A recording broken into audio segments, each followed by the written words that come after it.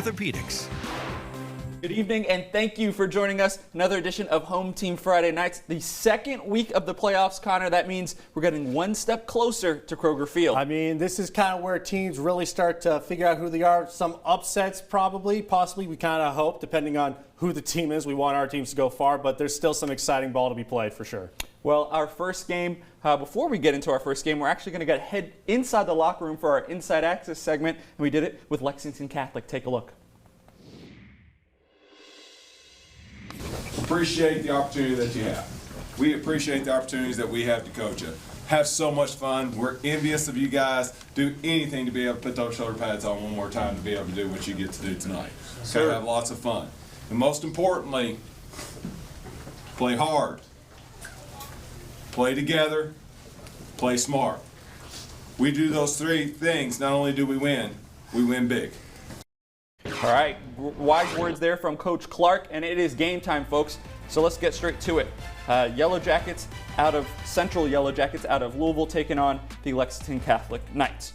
Just under 7 to play, and the Knights are going to get the interception right there. A big-time play from Bird Woodall, who's there to get the interception. Then the Knights with the ball, and they're going to make it count. Brady Wasick is going to send that one into the house for Jonathan Harper, who brings it down. And the Knights are going to get the home win 27-14, and they're moving on to the regional final, everybody.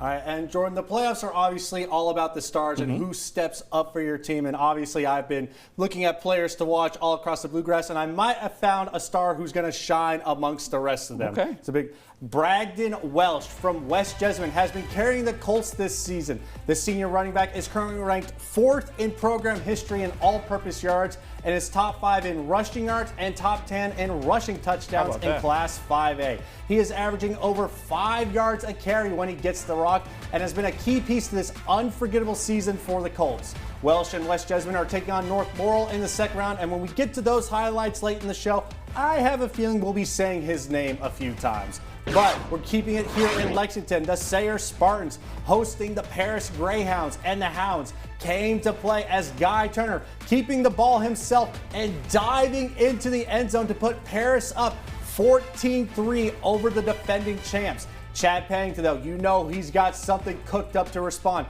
And he's going to call his other QB's number, Bo Perry, who takes it all the way down to the 5-yard line and fires up his sideline with that massive play. And Mondays, they might not be for everybody, but Perry, he sure loves it, as he's going to find Hampton Monday on the spinning catch to make it 14-10. Paris is still leading. The Spartans would force a punt and drive it the length of the field to get into the red zone in the fourth quarter to try and retake the lead, as Gage Pennington gonna take the snap, scanning, firing into the end zone, but it's picked off by Brandon Santiago, and the Greyhounds come into the defending champs' house and leave with the 14-10 win. How about that? And some other scores from around Kentucky. Somerset Briar Jumpers coach Clevenger beats his former team Danville 26-19, and Corbin gets a big win on the road over Lincoln County 47-14. Pulaski County, they are gonna keep hosting, as they beat South Laurel 42-13. And Rockcastle, me and Tyler went there this morning. They put up a valiant fight, but they fall to Lawrence County 32-26. And next on Home Team Friday Nights will come. Cheerleaders, and you're watching Home Team Friday Nights. Let's go! From Fox 56 Sports, you're watching Home Team Friday Nights.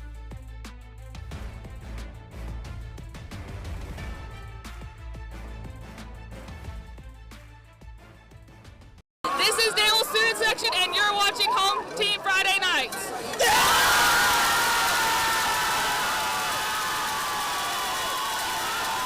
You heard that, young lady. You are watching Home Team Friday Nights. Welcome back into the show. Connor, we saw some good games so far, but we had a fierce rivalry coming up right here. Bryan Station versus Frederick Douglass is always a good game, whether it's on the football field or the basketball court. We had another game here tonight, so let's get straight to it. Frederick Douglass beat Bryan Station the first time they faced off this season, 27-10. Douglass up 21-7 already. James Kennedy tips the pass He had visions of BJ Raji right there, but he can't come up with the INT. The defenders needed that later on. Check this out. It's going to be Jordan Haskins. He's going to drop back to pass, almost get sacked, but he gets Aaron Rodgers, trying to make a play, and that pass is going to be intercepted by Toby Robinson, who comes down the sideline for the pick 6. A massive play there for the Broncos as they lead 28-7, and you know they have the turnover slam dunk right there on the sideline as Frederick Douglass is going to get one step closer to Kroger Field with a 42-23 win.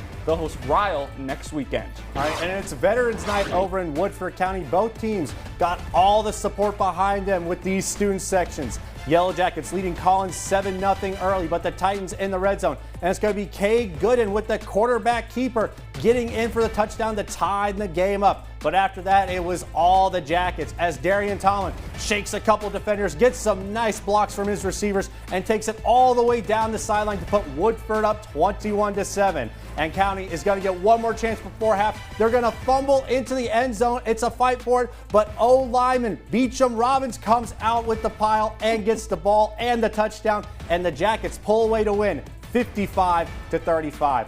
And now North Laurel coming to town to Nicholasville with the clash of playing styles against a run-and-gun West Jessamine team that hasn't lost in nearly 2 months. Jaguars got an opening drive touchdown, but Cooper Swaim to his guy Nash Bird to tie it back up immediately. A West Jes field goal would give the home team a 10-7 lead at halftime, but they are going to add to it in dazzling fashion as they're going to field the ground ball on the kickoff. And Caleb Jones, he's going to let the play develop, skirt by a couple tacklers, follow his blocks. There's some friendly fire from North Laurel, which means nothing but green grass ahead of him for the touchdown. And West Jes advances 24-21 for a date with Pulaski County next weekend. Holy. All right, some more scores for you. Bourbon County's magical first year under Coach Rice comes to an end, losing 14-7 to Russell. Franklin County, the Flyers, no surprise, they're heading to the next round with a 48-20 win. Then Breathitt County beating Bracken County 49-14, and then Raceland racing their way to the next round 49-22 over Nichols County. Well, they will play those Paris Greyhounds that we talked about, Raceland will. And coming up on Home Team Friday nights, we'll head over to Richmond as the Madison Central Indians take on the GRC Cardinals. We're the West Jessamine cheerleaders, and you're watching Home Team Friday night. From Fox 56 Sports, you're watching Home Team Friday Nights. This is the Woodford County student section, and you're watching Home Team Friday Nights.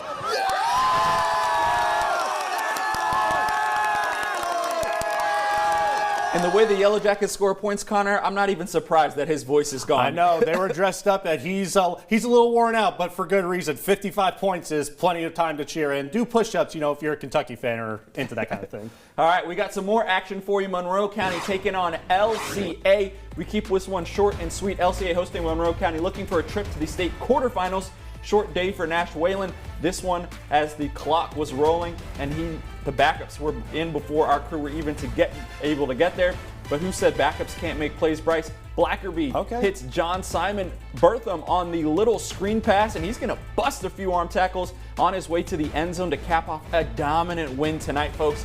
51-21, and they'll face Mayfield next week at home in a rematch from last year's playoff in which LCA won 47-7. Well, congratulations to Coach Watkins, and let's end the night in Richmond as the Madison Central Indians take on the GRC Cardinals, two of the most physical teams in 6A that love to pound the rock. And the Indians sticking to that mindset as Davion DeBruce takes the handoff, hits some nice juke moves to lead defenders on the turf while he ends up in the end zone. And you would think one of the top rushing teams in the entire state would keep pounding it, right? Well, you would be wrong, as Karsten Herbst almost fakes me out, but he hits his big tight end, Christian Lawson, for the touchdown pass, and the Indians roll to the regional final with a 45-7 win. And some more scores for you. Scott County in their 4th round attempt against Cooper. They get a win on the road, 55-34, and Prestonburgs take down Knott County Central 55-6. And coming up, we'll check out this week's top 3 plays from both Thursday and tonight. Keep it here on Home Team Friday Nights. From Fox 56 Sports, you're watching Home Team Friday Nights.